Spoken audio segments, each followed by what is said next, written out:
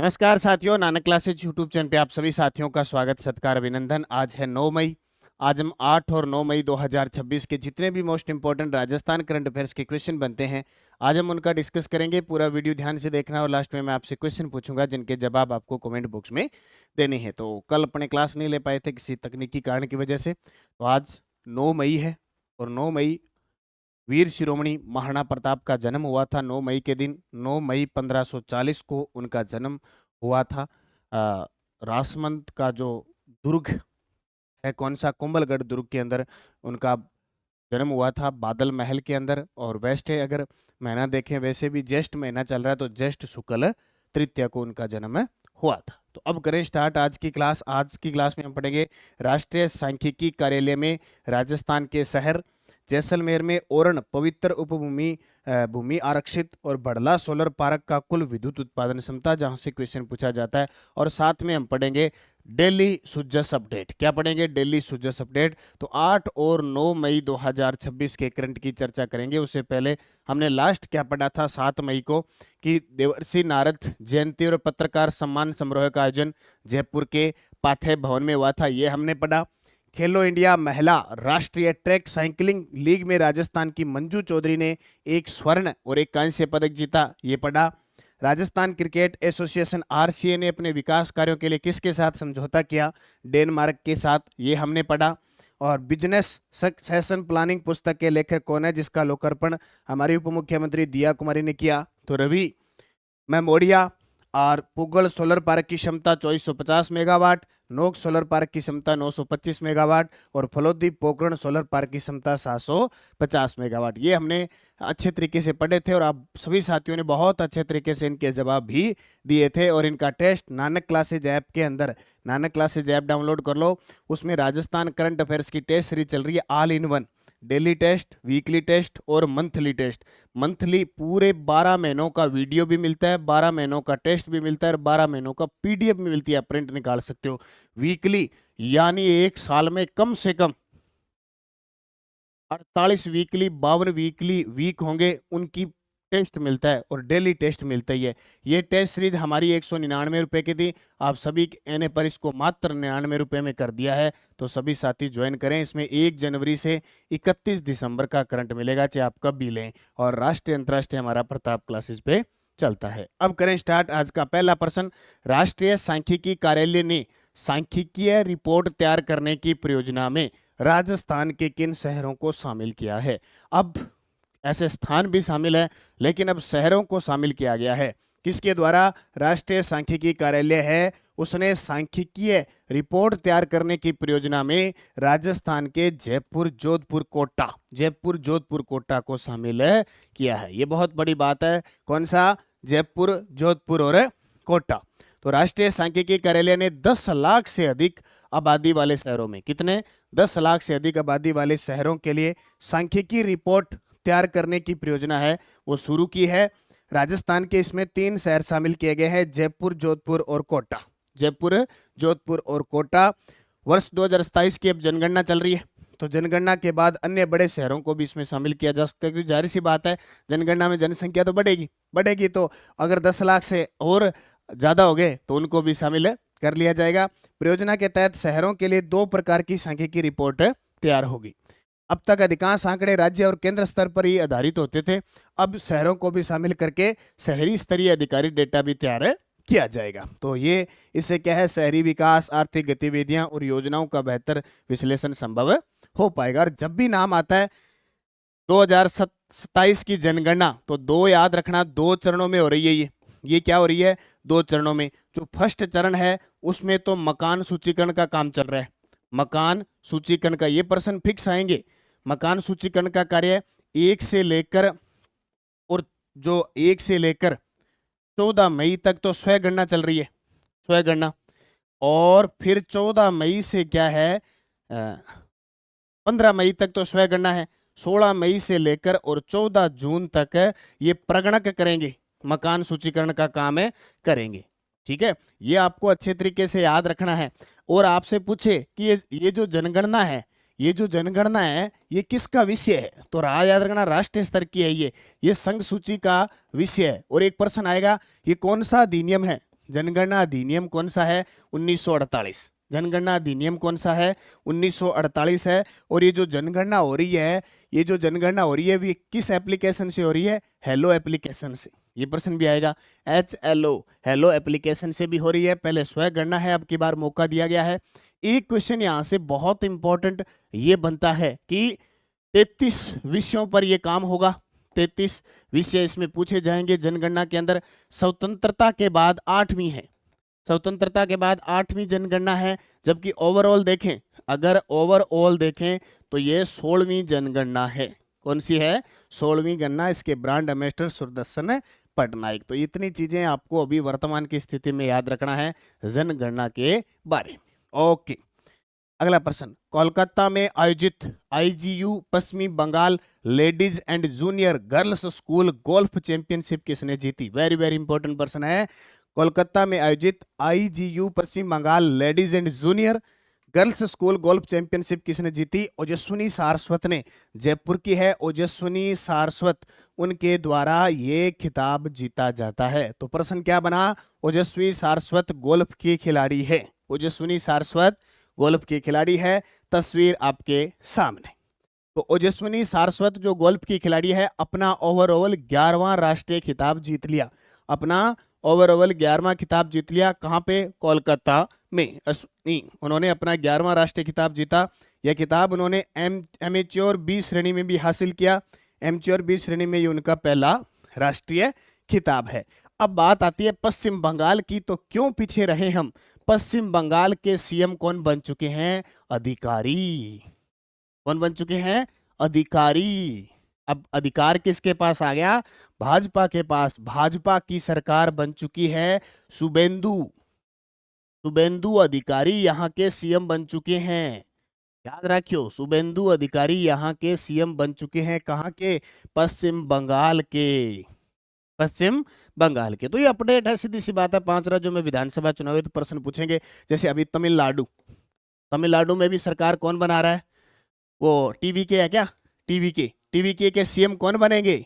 विजय थालापति। विजय थालापति। ये लो जी, नए CM आ रहे हैं पहली बार। ये TVK 2024 में पार्टी बनती है। तो इससे रिलेटिव जो चीजें हैं हमें याद रखना जरूरी है, क्योंकि LDC का पेपर दोगे, CET का पेपर दोगे, आगे फर्स्ट ग्रेड है, कोई भी जहाँ राष्ट्रीय अंतर्राष्ट्रीय करंट आता है, आपको ग्राम सेवक, राजस्थान पुलिस, वहां क्वेश्चन पूछे जाएंगे। राजस्थान के किस जिले में 3666 हेक्टेयर भूमि को ओरण के रूप में आरक्षित किया गया है? ओरण क्या होती है? पवित्र उपवन। एक प्रश्न भी पेपर में आया था, बोले ओरण क्या होती है? पवित्र उपवन। खास करके पश्चिमी राजस्थान में जहां धार्मिक दृष्टि से ओर है या कोई भी क्षेत्र है, उस पे हर चीज का पर्यावरण को देखते हुए संरक्षण किया जाता है। तो उत्तर आएगा जैसलमेर के अंदर राजस्थान सरकार ने लगभग 3666 हेक्टेयर भूमि को ओरण के रूप में आरक्षित करने की निर्णय लिया है। ये ऐसा क्षेत्र होता है जहां इस प्रकार का क्षेत्र होता है। तो जैसलमेर के में ओरण भूमि यानी पवित्र उपवन के रूप में आरक्षित है। जैसलमेर का स्थान है, जैसे रामगढ़ हो गया, फतेहगढ़ हो गया, नाचना हो गया, मोहनगढ़ क्षेत्रों में आरक्षित की गई है। ओरण पारंपरिक रूप से संरक्षित पवित्र वन क्षेत्र होते हैं जिनका धार्मिक और पर्यावरणीय महत्व होता है। और एक सबसे बड़ी बात आपसे पूछे कि भारत का सबसे बड़ा ओरण क्षेत्र कौन सा है, तो वह भादरिया जैसलमेर में है। लगभग 1,19,000 बीघा में, यानी 1.29 लाख बीघा की भगवान की भूमि में फैला हुआ है। तो आपसे पूछे भारत का सबसे बड़ा ओरण पवित्र उपवन भादरिया है, ये जैसलमेर के अंदर है। और जैसलमेर में 3666 हेक्टेयर भूमि ओरण पवित्र उपवन के रूप में आरक्षित की गई है।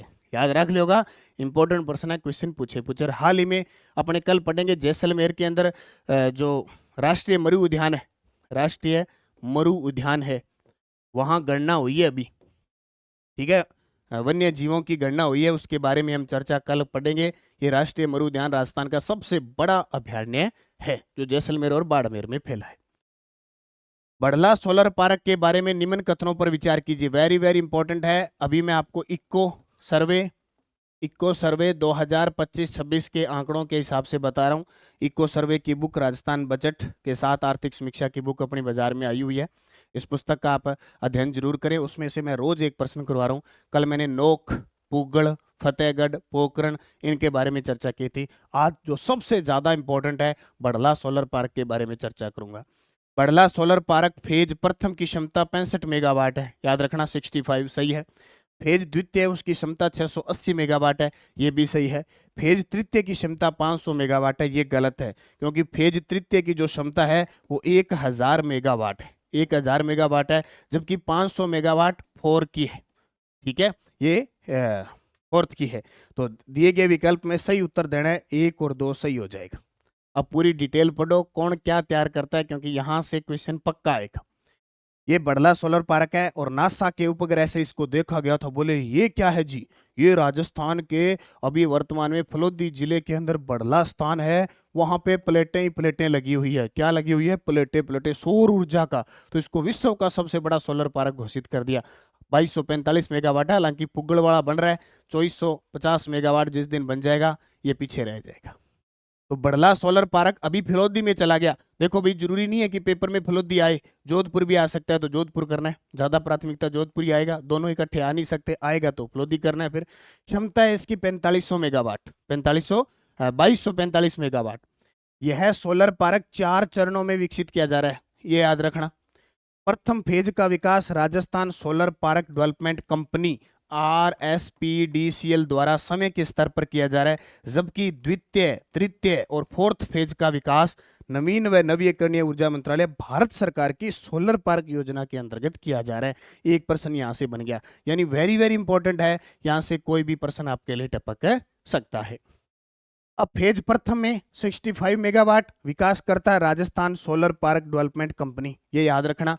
ये RREEC, ये राजस्थान रिन्यूएबल एनर्जी जो है कॉरपोरेशन है, उसकी सहयोगी कंपनी है।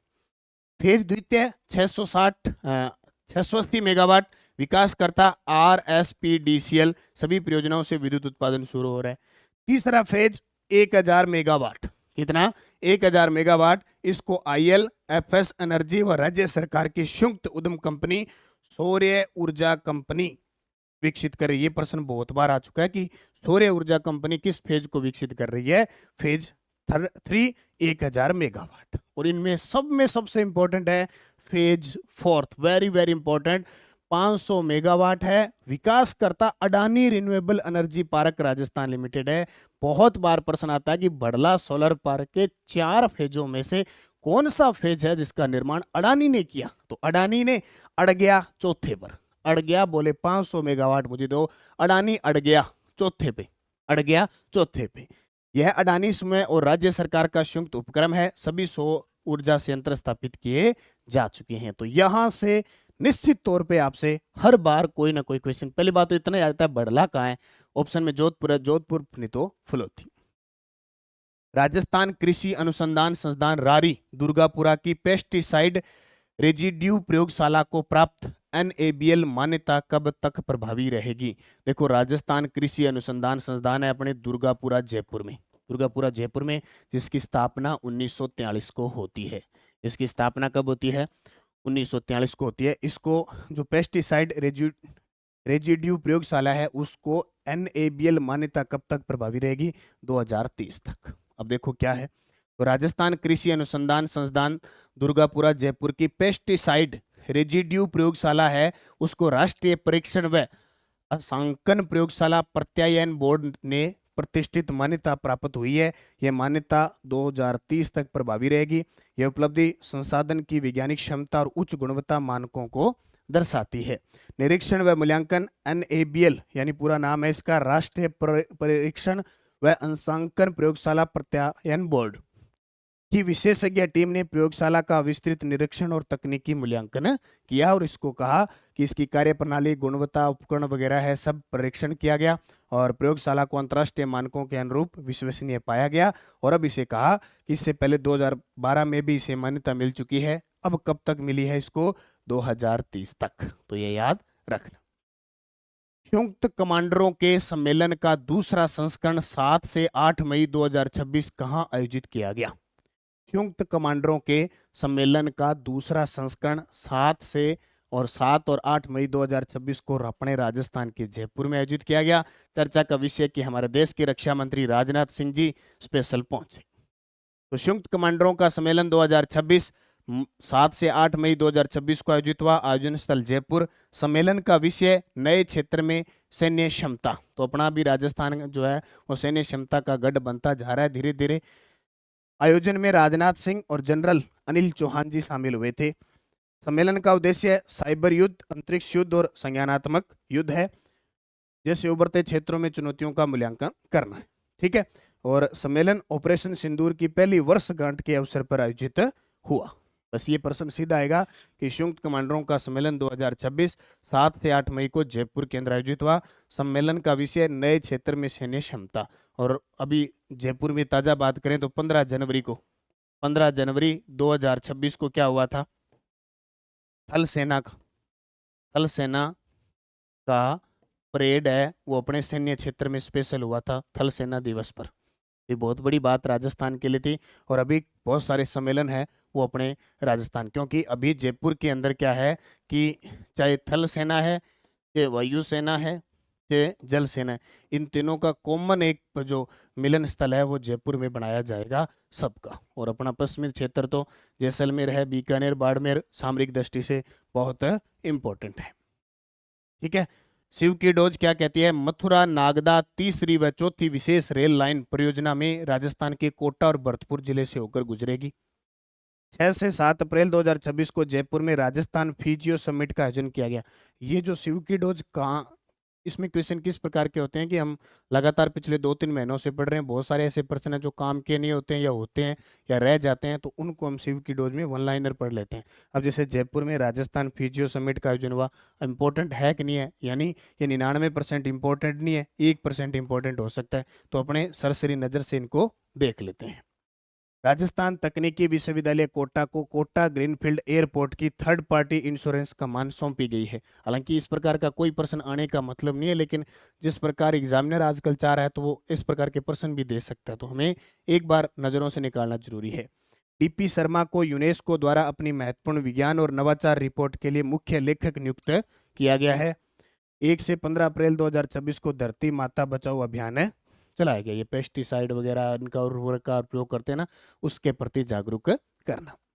तो जस्ट बुलेटिन, मुख्यमंत्री ने घर घर जाकर लोगों से संवाद किया। रात्रि चौपाल कर रहे हैं मुख्यमंत्री जी। ठीक है। पेपर लीक पर प्रभावी अंकुश लगाई है।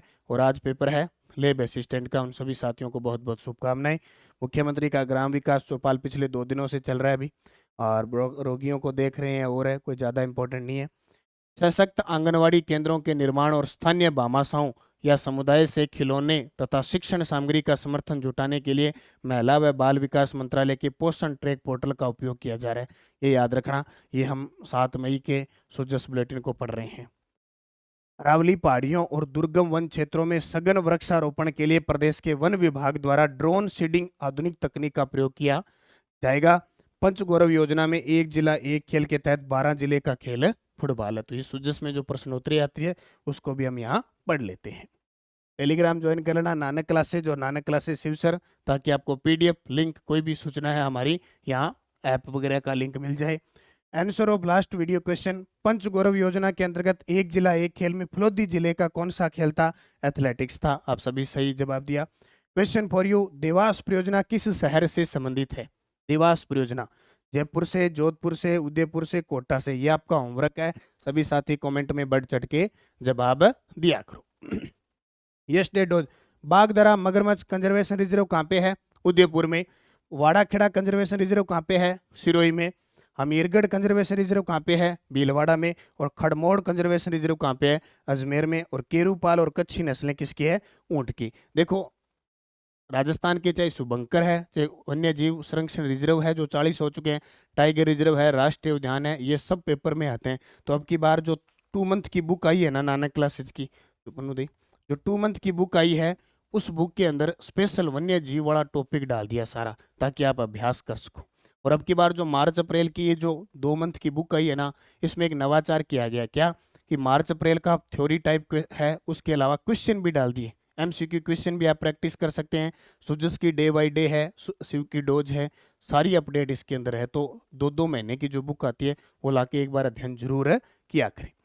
नेक्स्ट डोज पशु चिकित्सा अधिकारी एग्जाम में कर्ण महल किस जिले में है, अनूप महल किस जिले में है, जगनिवास किस जिले में है, दलाराम बाग किस जिले में है और किस जिले में ऊंट महोत्सव का आयोजन किया जाता है। अब ये आरपीएससी के द्वारा पेपर लिया गया है। अब आप ये सोचोगे कि ऐसे आता है वैसे आता है, अब आरपीएससी ने पेपर लिया, क्वेश्चन आपके सामने कैसे आए हैं, बस आपकी तैयारी किस स्तर तक है इसको जांचने के लिए अपने ये क्वेश्चन डालते हैं, ताकि क्या एग्जामिनर पूछ रहा है क्या हम पढ़ रहे हैं। और समर स्टडी ऑफर जितनी भी test series Nanak classes app पे चल रही है उन सब में 50% की छूट आपको दी जा रही है। ठीक है, चाहे फर्स्ट ग्रेड है, सेकंड ग्रेड है, एलडीसी है, चाहे करंट अफेयर्स है, चाहे जीके के जितने भी हैं पोर्शन है उन सब में। और करंट अफेयर्स की 2.0 बुक आ चुकी है का द्विमासिक मार्च अप्रैल, पहले जनवरी फरवरी आपको मिली थी।